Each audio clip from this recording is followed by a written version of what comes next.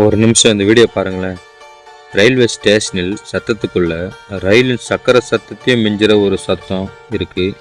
அது கத்தி வெள்ளரிக்காய் சீவுற சத்தம். கையில் கத்தி இருக்கு, ஆனால் கண்ணில் பயம் இல்லை, மனசில் சோர்வு இல்லை, இதயத்தில் ஒரே எண்ணம் தான், என் குடும்பம் பசியில் வாடக்கூடாது என்ற எண்ணம். மின்னல் வேகத்தில் வெள்ளரிக்காயை சீவுற அந்த பெண் வெறும் வியாபாரம் செய்யலை, வாழ்க்கையை எட்டி பிடிக்கிறாங்க. அவங்க ஒவ்வொரு சீவலும் ஒரு நாள் சாப்பாடு, ஒவ்வொரு வேர்வை துளியும் ஒரு கனவின் அடித்தளம்.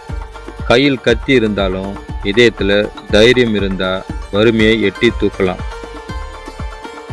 இந்த சமூகம் கேட்கும் பெண் என்பவள் பலவீனம் இல்லை, பெண் என்பவள் ஒரு குடும்பத்தின் முதுகெலும்பு. இவங்க மாதிரி ஒவ்வொரு பெண்ணும் தன் குடும்பத்துக்காக நேர்மையாக உழைக்க ஆரம்பித்தா வறுமைக்கு இடமே இருக்காது, வாழ்க்கை தானாக வளரும்.